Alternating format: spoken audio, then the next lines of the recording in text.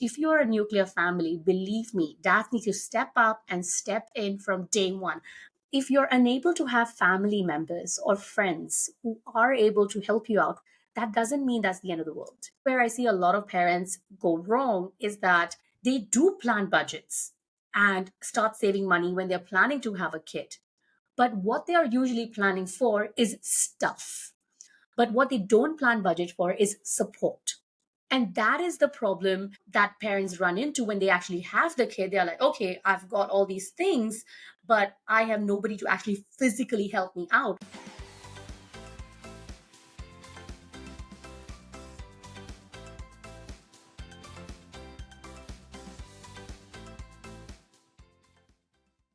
Hello and welcome, our modern Indian parents. Welcome to the ninth episode of our podcast. I am Rinie. I'm a pediatric sleep consultant. And I'm Sanchita, a pediatric nutritionist. And every week we bring you episodes where we are redefining parenting in Indian families. Let's bust some myths and own our modern parenting choices, even if Nani and Dadi don't agree with them. And today we're going to be talking about a very interesting topic, which is parenting without a village. Now, this topic is honestly very close to my heart because I gave birth while it was the middle of the COVID lockdown in Singapore. So I genuinely didn't have anybody around. I didn't have my parents in law. Nobody could come in and help us out when we had our baby. And that experience taught me a lot. It also made me realize that the situation that I was in is not very unique. A lot of families, parents, young parents are moving away from, their families, from their parents, from their siblings. They could be moving away for work, they could be moving away for education, they could be moving away for marriage, but they are moving away, which is making their village that they were supposed to have leaner and leaner. And this is what we're going to talk about today. Hey, modern Indian parent. If you're watching this episode on YouTube, don't forget to subscribe to our channel. If you're listening on Spotify or Apple Podcast, do follow. We thank you for your support. Yeah.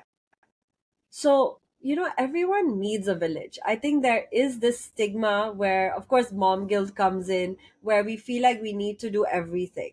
It's difficult to have a spotless home, cook all the meals, have a career, an amazing relationship, with our partner, great friendships, also self-care.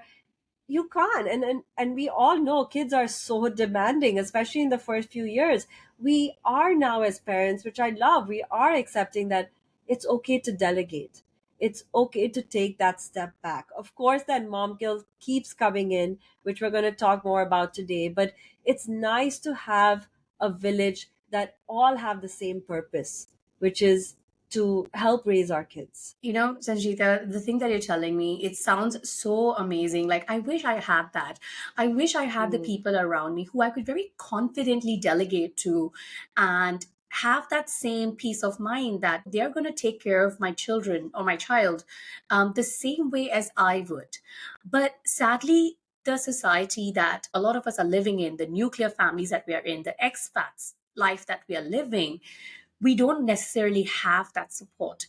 And in this episode, this is exactly what I want to talk to parents about, the ones who are living in these nuclear setups, on how they can make the most out of their parenting journey without having the traditional village that, we were supposed to have back in the day. And I'm going to go into these 5 very practical tips that they can implement in their life to have a balance that I think all of us are craving, to be able to beat that mom guilt, to be able to make time for yourself as well as take care of your children in the best possible way.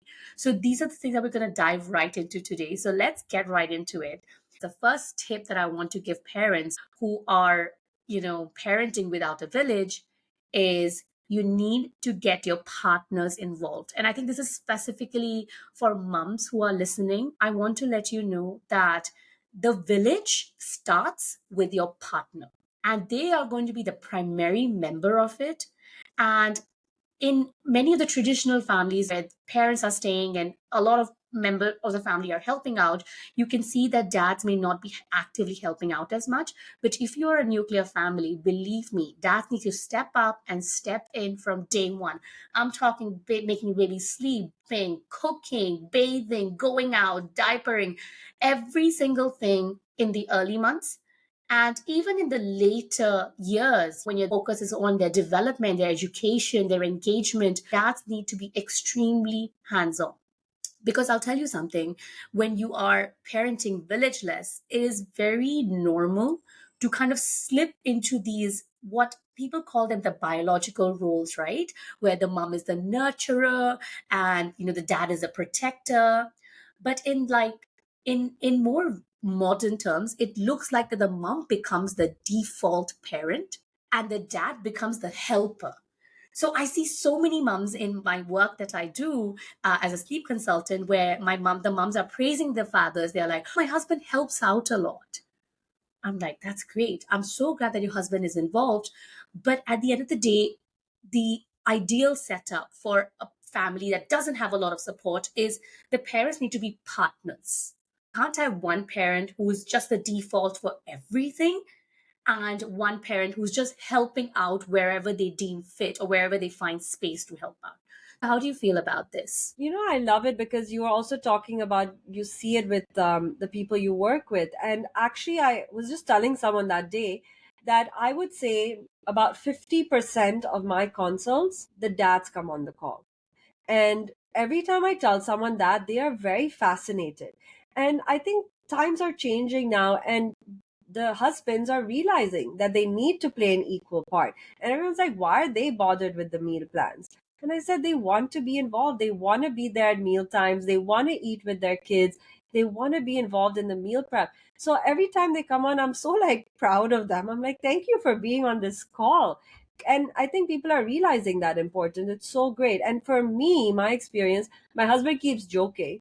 He's like, the reason I've helped so much is because, we had twins. I didn't have a choice. So I keep telling him, I'm like, but that seems to still be that mental block there, that for dads, that, oh, I know dads who've not even changed a diaper. Because they said that's not for me. I'll take my kids out to the park, I'll do this, but I'm not going to do that. But I think there's a lot of husbands who are realizing, like my husband also, like he won't even think twice now if he has to change a diaper or do these things that normally only the moms are supposed to do. So I really enjoy seeing the shift personally and professionally. And it's so important, especially if you're in a nuclear family. There's no way that the mom can handle it all.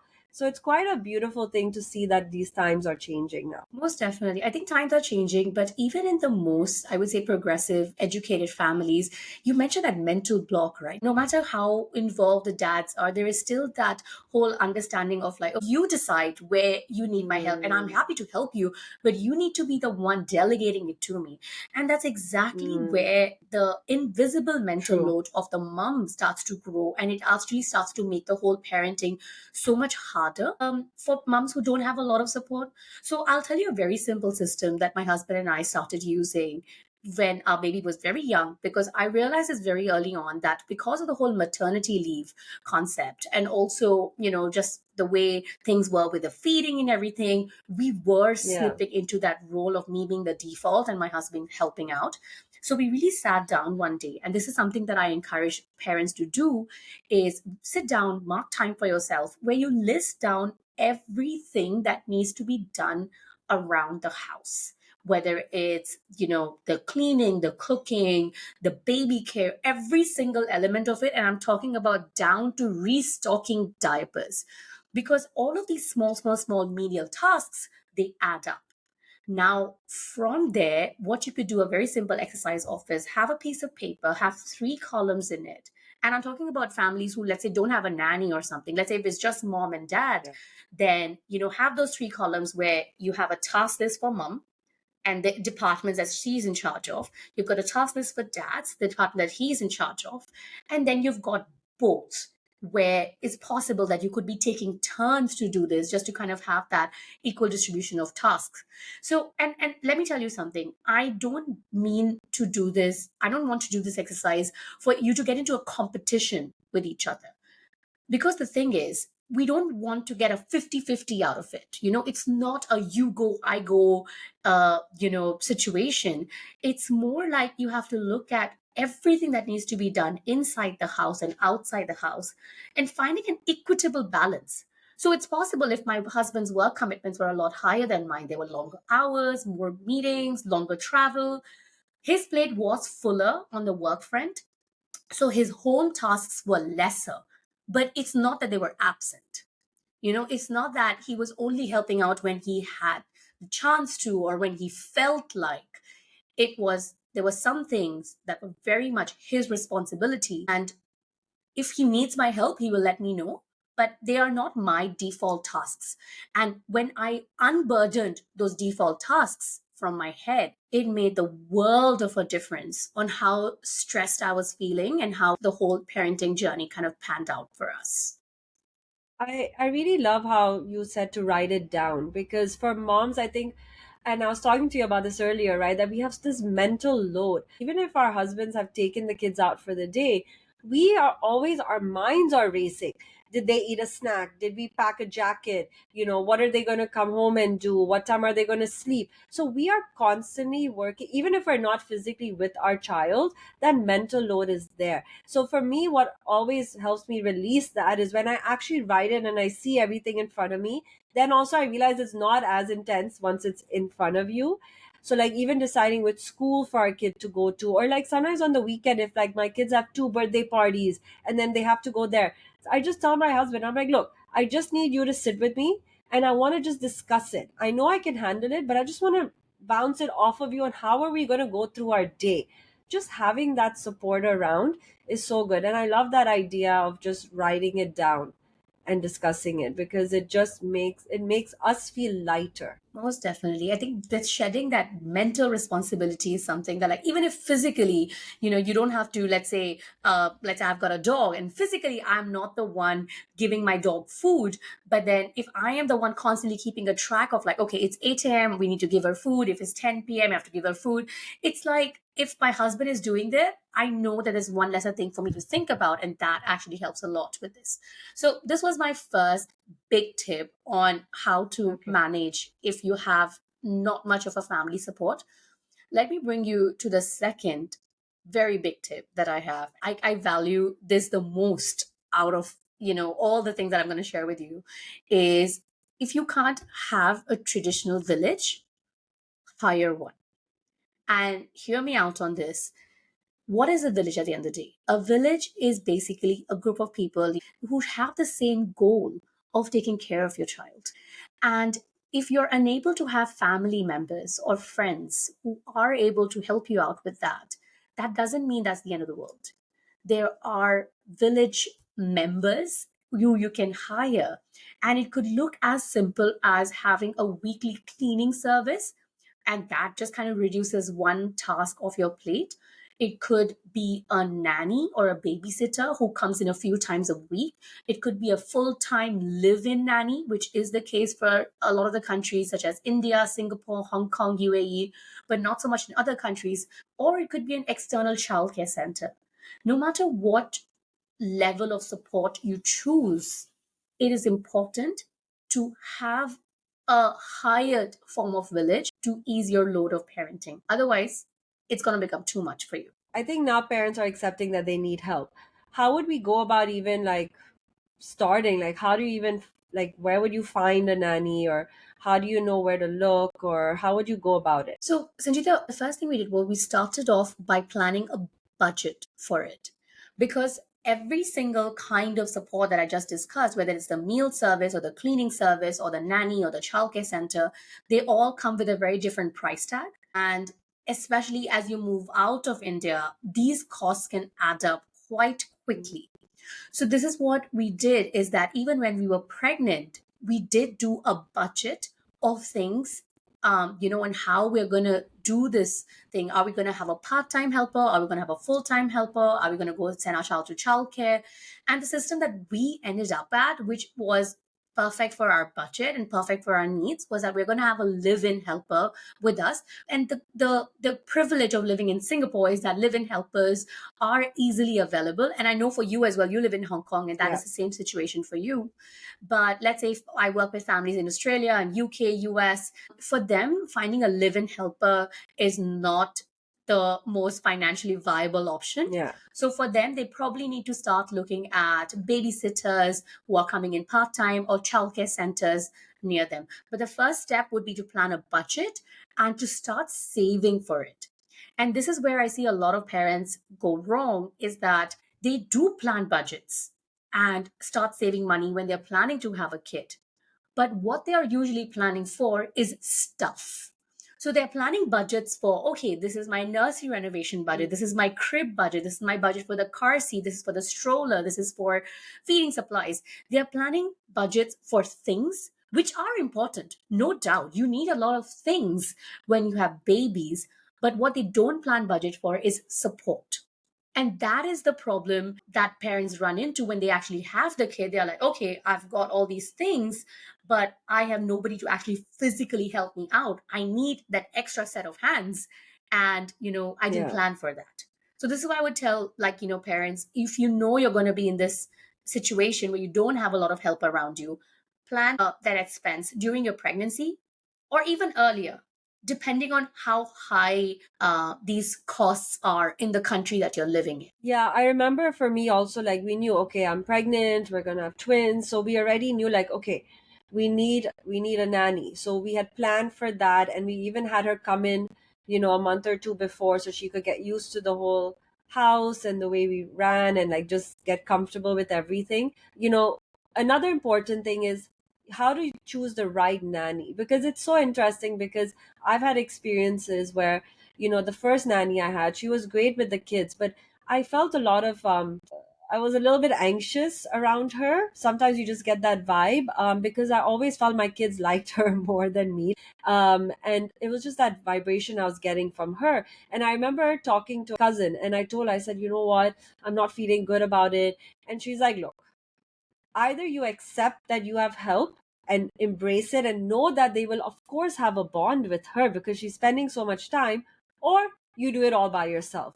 And I think that was a wake up call for me. I was like, I don't know, I was just thinking too much, and I realized, you know what, I really appreciate her, I appreciate the help. And in fact, I want her to be loving with the kids, I want my kids to like her. Yeah. But of course, as moms, you always second guess. So picking the right nanny, how would you, any tips on that to make sure to kind of hope that we get the right person? Sanchita, like what you are sharing about having that level of insecurity when the nanny is really great with the kids, I've experienced it. I just felt that, like, oh my god, is it going to affect my bond with my child?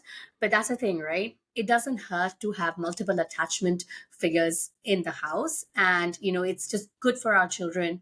Now, in terms of how to pick the right nanny, there are the best two ways of going about it, and this is from my personal experience as well, is either you go by references or you go to a right agency. Because I'll tell you, there are a lot of like underhanded ways of finding nannies, and I did that. I knew I had to look for a nanny because that's what we had decided on in terms of our childcare. And just then, the borders were closing down.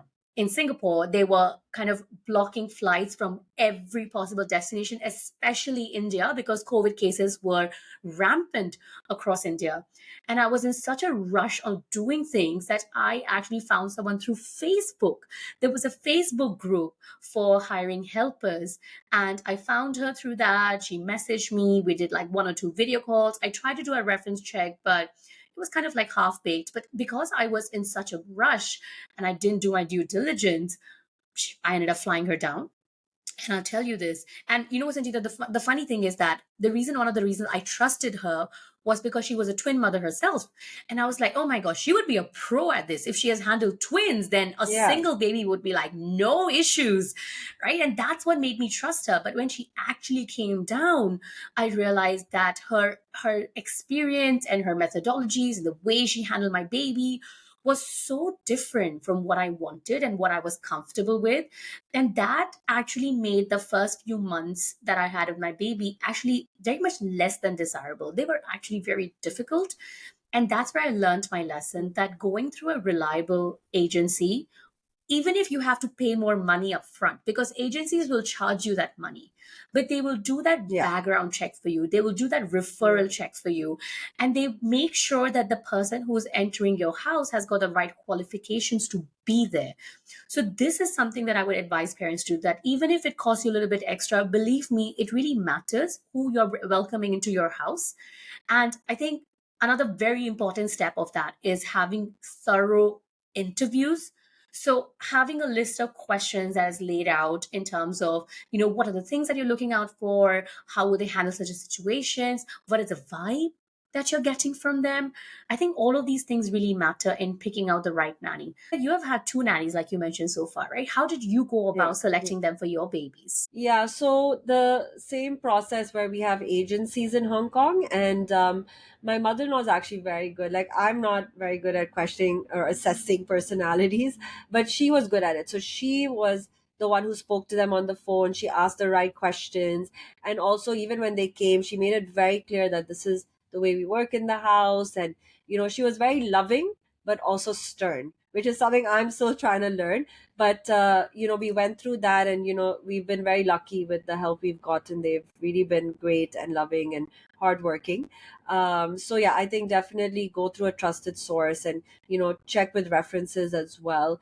But I want to ask you if a nanny is not an option, because of course some places in the world it's just very pricey to have that, and if you choose to send Yeah, your kid to a childcare instead, what would be the few things we should yeah, look at? Because I know for me, when I send my kids, the first thing I looked at was like, look, I didn't send them to childcare, but I sent them to playgroup.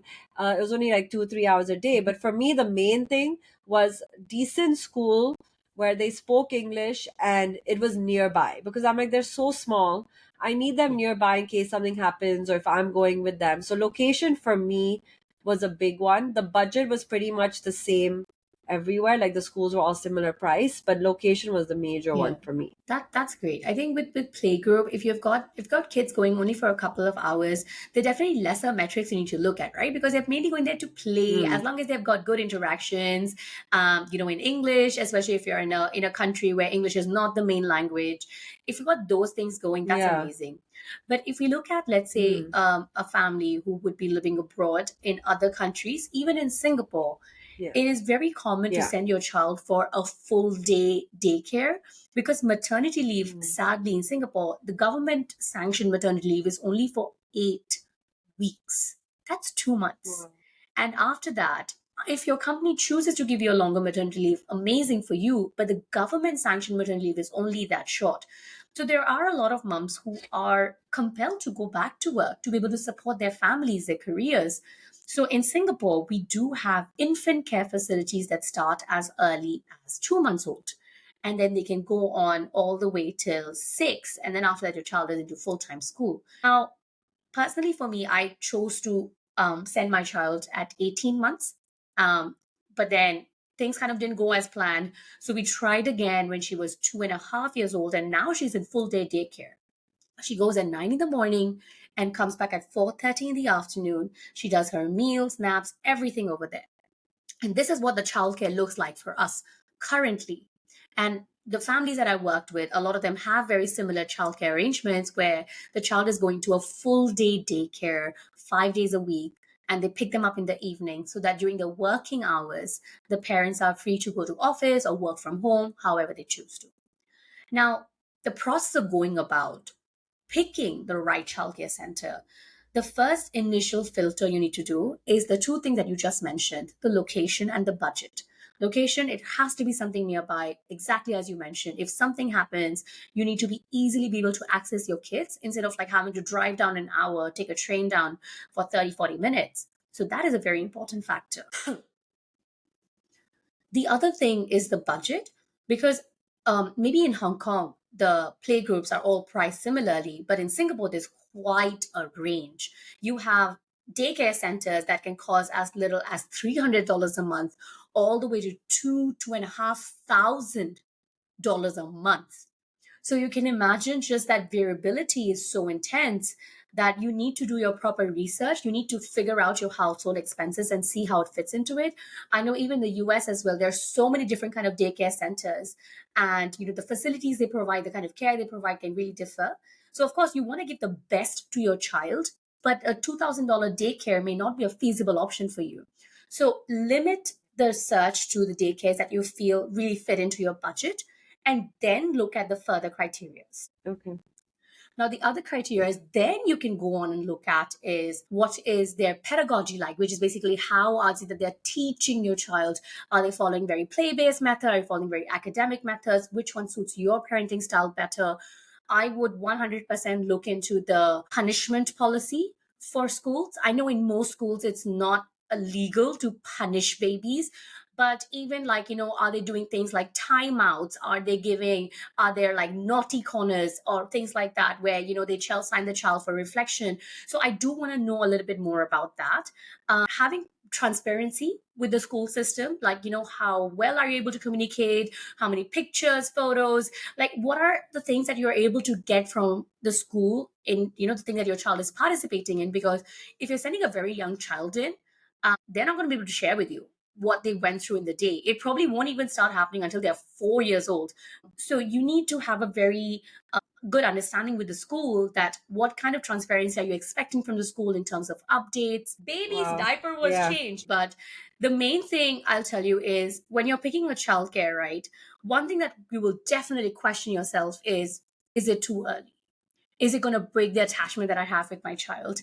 Is this separation, is it going to cause my child to become Yeah. anxious? So you are going to have these concerns. And recently, Dr. Mona Amin from Pete's Doc Talk, she put a reel about this where, there is this like wave of controversy that people are saying that like, oh, it is torture to send your child to childcare. Look at that. They're crying. They're crying when they see you, when they meet you at the end of the school.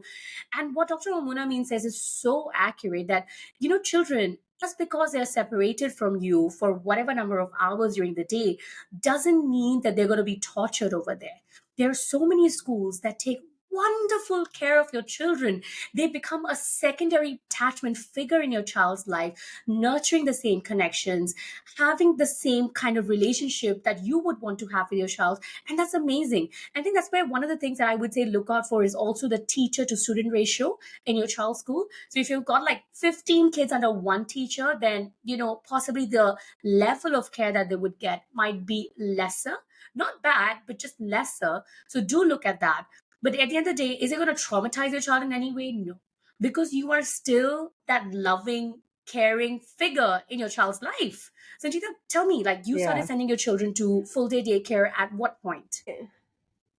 No, so they're in kindergarten now. And honestly, because of COVID, everything was like closed. So we didn't send them to school till they were 2.5. And we sent them to a play group, and that was just like 2, 3 hours.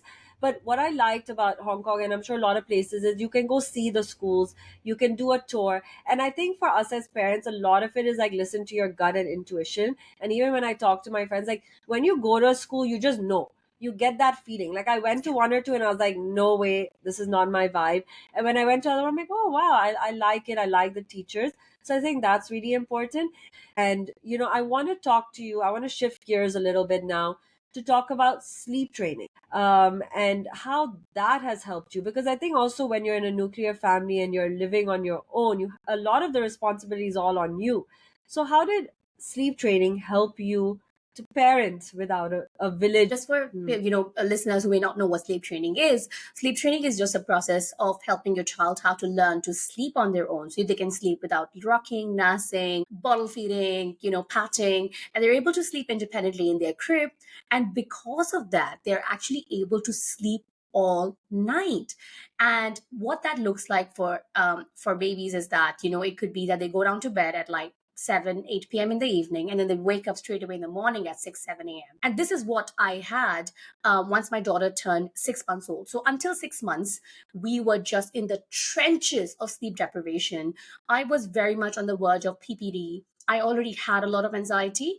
But then, because of the sleep deprivation, it was just getting worse as we were going through it. And I was like, you know what? I can't take this anymore. And finally, we did sleep training when she was roughly 6 months old. So from the age of 6 months, she was sleeping 11 hours straight at night. And I tell you, the transformation that it brought about in my life, because I felt I had the energy to conquer it all. Like everything that we just spoke about earlier, which is everything from the career to your friendships to your partner to your home to focusing on self care. Because I was getting the sleep that I needed, which supported my body Yeah. physically and mentally, I felt like superwoman the next day.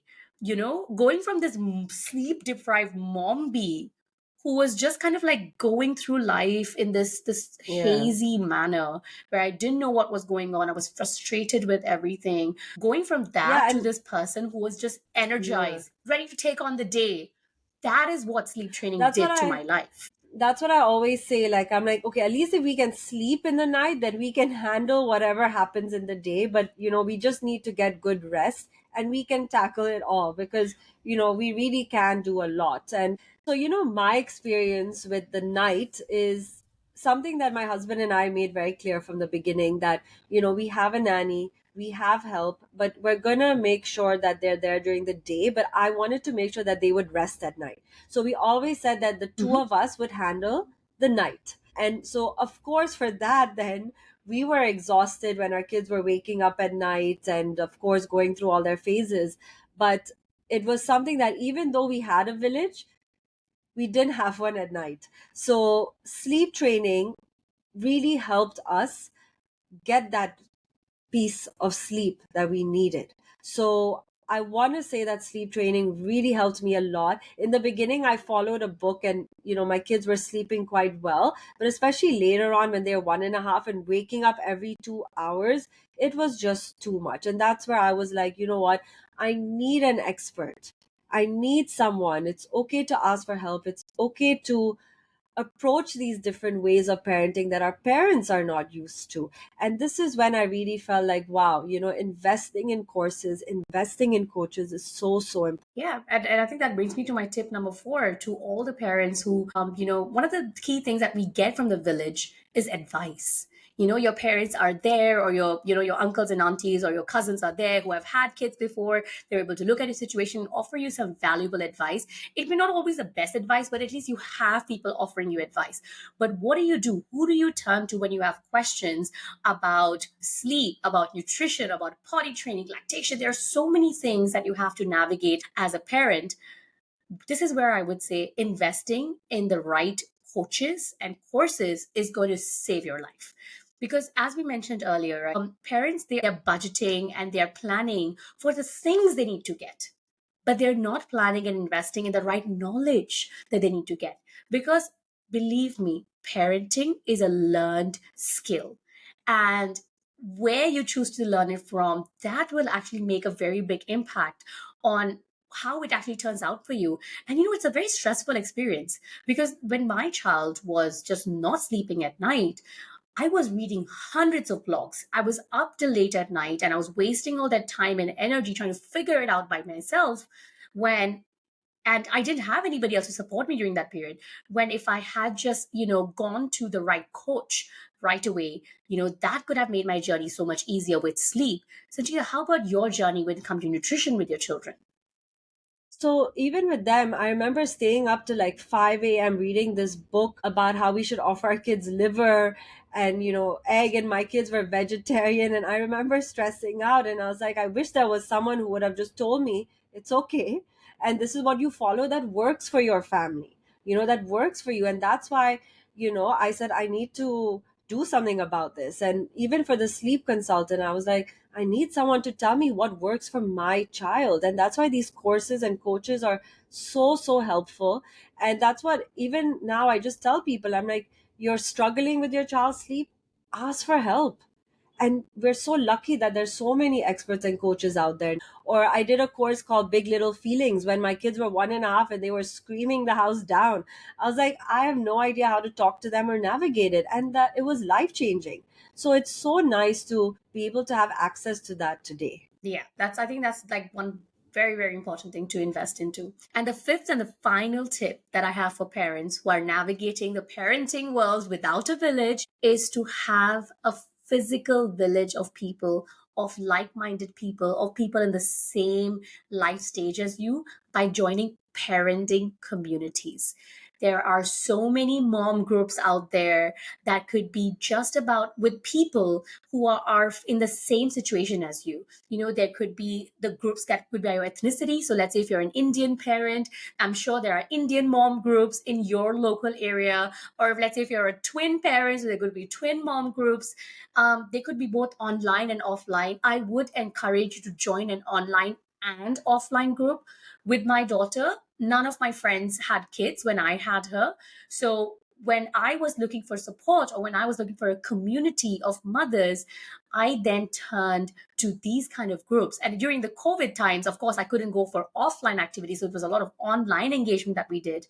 But once the COVID restrictions lifted, and we could meet for things like walks in the botanical park, or we could meet for baby music classes and gym classes, that made such an amazing difference, because you were meeting people, you know, who are going through the same experiences as you. You could talk about it, find that solidarity in experience, and that definitely made things a lot easier for me. Even for me, I remember there was a twin group that I joined on WhatsApp. And for all the Indian parents in Hong Kong, the year your child is born, you're put in that group.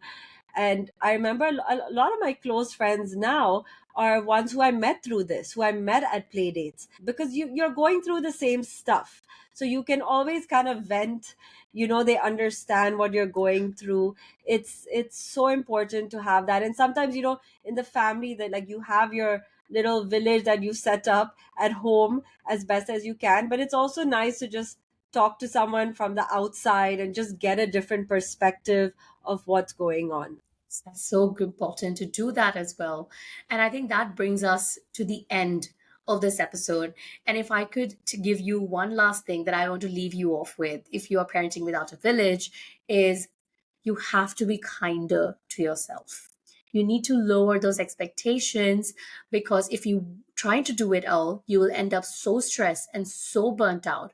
So it's okay to have a messy home. It's okay to have easy to go food options. It's okay to just, have a compromise that you made at work to be able to attend to your child, or have a compromise that you make with your child to be able to attend to work. These things are going to happen, and you need to forgive yourself for them instead of holding yourself to very high standards of perfectionism all the time. And to that, I want to add on, guys, don't be afraid to ask for help and delegate. It took me a while.